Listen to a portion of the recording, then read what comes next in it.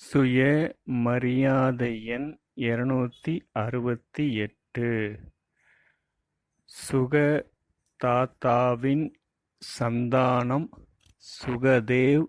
நான் 27/3/88. அனைவருக்கும் சுகம் தருவது ஒரு விசேஷ தன்மை ஆகும். இது நாடகப்படி இந்த விசேஷதா நம்மிடம் உள்ளது.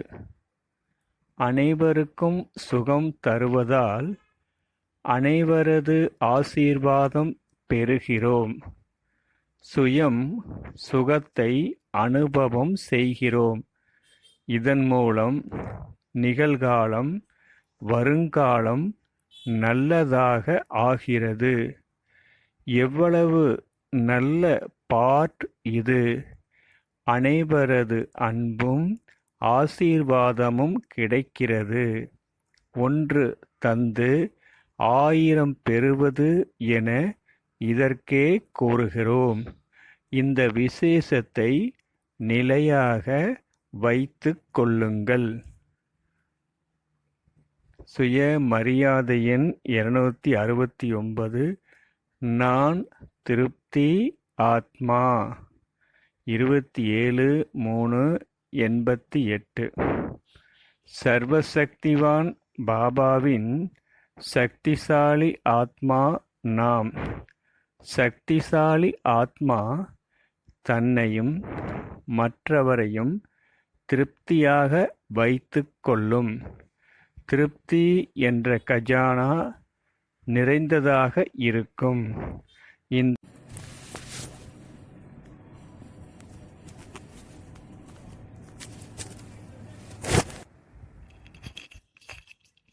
சுய மரியாதை எண் 269. நான் திருப்தி ஆத்மா. 27/3/88. சர்வசக்திவான் பாபாவின் சக்திசாலி ஆத்மா நாம். சக்திசாலி ஆத்மா தன்னையும் மற்றவரையும் திருப்தியாக வைத்துக் கொள்வார். திருப்தி என்ற கஜானா நிறைந்தவராக இருப்பார். இந்த கஜானா தான் அனைவரையும் நிறைந்தவர் ஆக்கக்கூடியது. 13/12/89. ஞானி யோகி ஆத்மாவின் அடையாளம் திருப்தியாகும். திருப்தி இருக்கும். சர்வ குணமும் சர்வ சக்தியும் இருக்கும். நாடகத்தின் ஒவ்வொரு காட்சியை பார்த்தும் ஆஹா நாடகம் ஆஹா என திருப்தி ஆத்மா கூறுவார். திருப்தி ஒரு சுரங்கம். திருப்தி தரும் அளவுக்கு அது அதிகரிக்கும். மறு ஜென்மம் எடுத்திருப்பதே திருப்தியாக இருப்பதற்கு. ஆசை என்றால் என்ன என்று அறியாதவராக இருப்பதே பிராமண வாழ்வாகும். படைப்பவரை தன்னுடையவர் ஆக்கிக் கொண்டீர்கள். எங்கு பாபாவோ அங்கு எல்லாமே இருக்கிறது. சர்வ பிராப்திக்கு முன் உலகியல் இச்சையெல்லாம் சூரிய ஒளிக்கு முன் எரியும் தீபத்தை போன்றது. சர்வ பிராப்தி இருப்பதால் திருப்தியாக இருக்கிறீர்கள். பேகத் பற்றி எவ்வளவு வேண்டுமானாலும் யோசியுங்கள். தன் பற்றியோ எல்லைக்குட்பட்ட விஷயத்தையோ யோசிக்காதீர்கள். அப்போதே திருப்தியாக இருக்க முடியும். சுய மரியாதை எண் 270. நான் ரூப் பசந்த் ஆத்மா. 10/1/90. ரூப் பசந்த் என்றால் ஞானி யோகி ஆத்மா. யோகி ஆகு, தூய்மையாய் இரு. அதாவது ஞானி ஆகு. முற்றுப்புள்ளி அதாவது பிரேக் பவர்ஃபுல் ஆக இருக்க வேண்டும். முற்றுப்புள்ளி வைக்க ஒரு வினாடியை விட குறைவாக எடுக்க வேண்டும். மனம் புத்தியை எங்கு ஈடுபடுத்த வேண்டுமோ அங்கு ஈடுபடுத்த வேண்டும். புத்தி எப்போது பிஸியாக உள்ளதோ அப்போது முற்றுப்புள்ளி வைத்து இதற்கே கட்டுப்படுத்தும் சக்தி என்கிறோம். கட்டுப்படுத்தும் சக்தி இல்லையெனில் ஆட்சி செய்யும் சக்தி இருக்காது.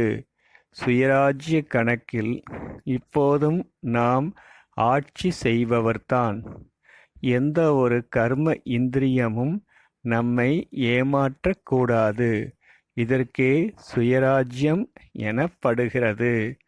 ஆத்மாவின் அனாதி சொரூபமே ராஜாவுக்கு உரியது. ஆதி அனாதி சொரூபம் சுதந்திரமாக இருப்பது. சகஜமாக ஆதி அனாதி சொரூபம் நினைவில் வரவேண்டும். மனதாலும் பந்தனம் இருக்கக்கூடாது. பந்தன் முக்த் எனில் ராஜா சுயராஜ்ய அதிகாரி ஆகும். பிரேக் பவர்ஃபுல்லாக இருந்தால் பாஸ் வித் ஆனர் ஆகலாம். முதல் டிவிஷனில் வரலாம். சுய மரியாதையின் 271.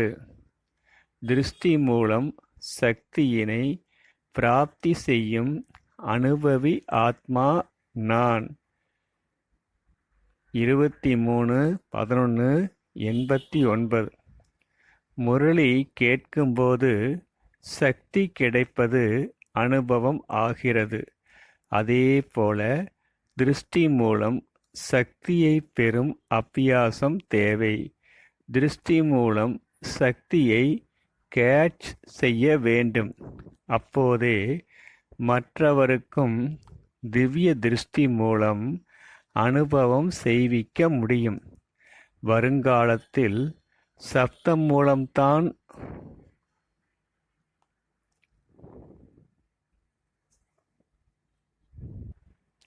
தானம் தரும் சூழல் இருக்காது. திருஷ்டி மூலமே மகாதானம் வரதானம் தர முடியும். திருஷ்டி மூலம் சுகம், சாந்தி, அன்பு, ஆனந்தம் அனைத்தும் பெற முடியும். நெற்றி மூலம் வைப்ரேஷன், கண் மூலம் திவ்யதா அனுபவம் ஆகிறது. சைத்தன்யத்தில் இந்த சேவை நாம் செய்ததால்தான் ஜட மூர்த்தியிடம் அந்த வைப்ரேஷனை பெற பக்தர்கள் செல்கின்றனர். திருஷ்டி மூலம் சக்தி தரவும் பெறவும் பிராக்டிஸ் செய்க. விஞ்ஞான சக்தி சைலன்ஸ் சக்தி மூலமே வெளிப்பட்டுள்ளது. சைலன்ஸ் சக்தியினை சேமிக்காவிட்டால் திருஷ்டியின் மகத்துவம் அனுபவம் ஆகாவிட்டால் இறுதி நேரத்தில் சிரேஷ்ட பதவி பெற முடியாது. ஏமாற்றத்தை சந்திக்க நேரிடும். பின் பச்சாதாபம் அடைய வேண்டி வரும். சுய மரியாதையின் 272. 1-3-90. விலைமதிப்பற்ற இரத்தினம் நான். நாம் சிரேஷ்ட இரத்தினமாக இருப்பதால் துவாபர யுகத்திலிருந்து நமது கோவிலில் இரத்தினத்தால் அலங்காரம் செய்கின்றனர். ஜட சிலையை இரத்தினத்தால் அலங்கரிக்கிறார்கள். ஜட சிலையே வேல்யூபிள் ஆக இருக்கும்போது சைத்தன்யத்தில் நாம் எவ்வளவு வேல்யூபிள் ஆக இருப்போம். நாம் நமது ராஜ்யத்தில் இருந்தபோது இரத்தினத்தால் மாளிகை இருக்கும். நிகழ்காலத்தில் கூட நாம் வைர சமமான வாழ்வு பெற்றுள்ளோம். நிகழ்கால கர்ம பலன் என்ன கிடைக்கிறது? கர்ம விதையை இப்போது நடுகிறோம். இதன் பலனை நல்லதாக அறுவடை செய்கிறோம். இந்த நசா இருக்கிறதா? சுயமரியாதை எண் 273. இருப்பதிலேயே பெரிய வியாபாரி நான். அடுத்து பார்ப்போம். ஓம் சாந்தி.